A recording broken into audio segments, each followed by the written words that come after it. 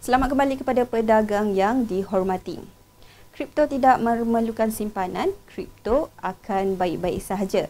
Ia adalah keindahan desentralisasi, kami hanyalah sebahagian daripadanya. Itu antara kenyataan Ketua Pegawai Eksekutif Binance, Chang Peng Zhao di Twitter pada hari Selasa.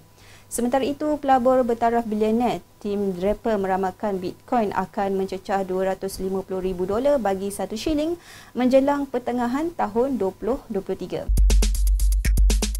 Sam Litt bagaimanapun meramalkan kejatuhan Bitcoin malah menyamakan shilling itu seperti bom. Pada asasnya, anda sedang bertaruh menjadi orang yang terakhir memegang bom sebelum ia meledak. Bitcoin adalah berat, berkilat dan menarik, tetapi jika anda meletakkannya rapat di telinga anda, jauh di satu sudut anda boleh mendengar sesuatu sedang berdetik. Apa yang pasti, obituari Bitcoin telah tertulis pada 8 November 2021 apabila mata wang kripto utama itu berada pada paras tertinggi sepanjang masa pada $62,566.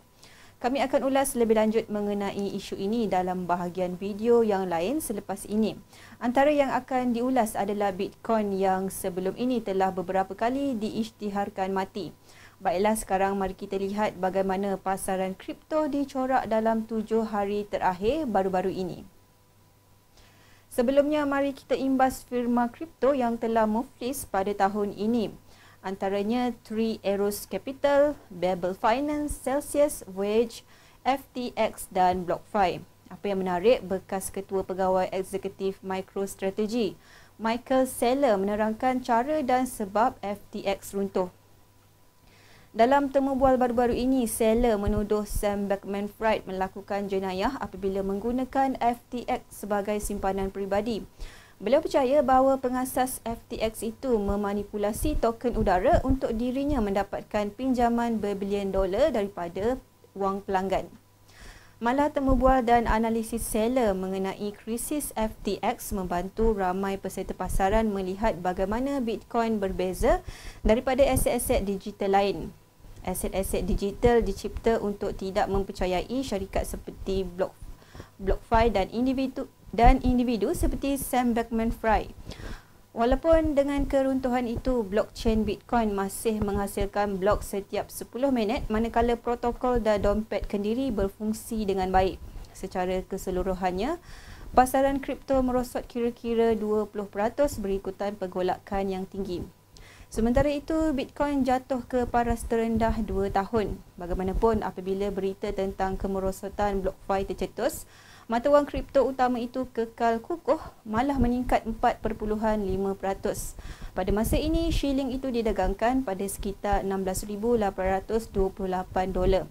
Paras terendah 7 harinya dilihat pada $16,761 dan paras tertinggi 7 hari direkodkan pada $17,362.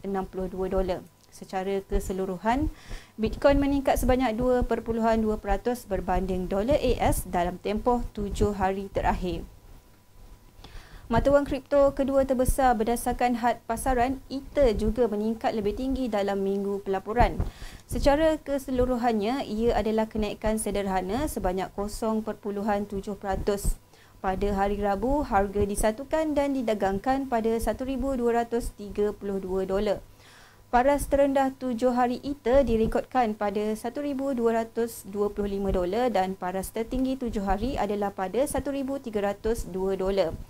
Kebanyakan aset mungkin bergerak mendata menjelang mesyuarat FOMC. Dalam hal ini, Ether dan Bitcoin akan terus hanyut dalam julat yang sempit. Selain itu, tidak harus dilupakan bahawa kelemahan semasa Bitcoin bukan hanya akibat daripada musim dingin kripto yang berlarutan dan isu-isu yang sedang dihadapi oleh pertukaran kripto.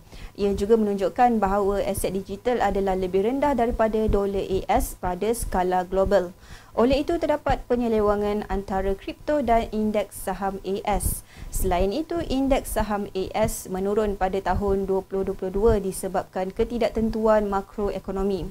Krisis kecairan semasa adalah hasil daripada pengembangan kunci kira-kira Federal Reserve sebelum ia melalui percetakan wang. Dalam menghadapi inflasi yang degil di Amerika Syarikat, Fed bersedia untuk mengambil risiko malah mendorong negara itu ke dalam kemelesetan.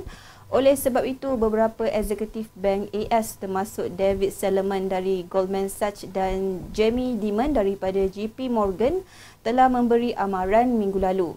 Pada hari Rabu, indeks dolar AS menuju ke paras 105 mata. Walau bagaimanapun, dolar AS mungkin melonjak jika Bank Pusat AS membuat langkah agresif selanjutnya.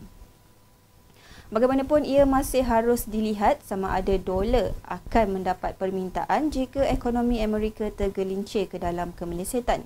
Walau apapun, mata wang akan lemah bermaksud permintaan untuk aset lain termasuk Bitcoin mungkin meningkat. Menariknya, beberapa penganalisis mengatakan bahawa pasaran telah lama menetapkan harga untuk semua kemungkinan senario terburuk dalam nilai Bitcoin. Oleh itu, sekarang adalah masa berfikir untuk memasuki pasaran atau menambah kedudukan baru. Di samping itu, peminat kripto berharap musim dingin dalam pasaran aset digital mungkin akan berakhir tidak lama lagi. Melihat aliran keluar Bitcoin daripada bursa kripto pada minggu lalu sebagai petanda yang baik, bilangan pemegang semakin meningkat apabila sang bull dilihat akan menggantikan tempat sang bear. Baiklah, kini tiba masanya untuk melihat bila dan berapa kerap para peramal telah mengisytiharkan kematian Bitcoin. Menariknya, terdapat sumber khusus yang menyeluruh untuk obituary Bitcoin. Artikel tertua bermula pada 15 Disember 2010 yang bertajuk "Mengapa Bitcoin tidak boleh menjadi mata wang?"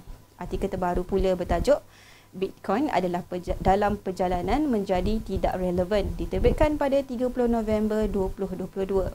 Secara keseluruhan, Bitcoin telah diisytiharkan mati sebanyak 467 kali setakat ini. Sumber-sumber ini mengumpul artikel yang hanya memenuhi kriteria tertentu.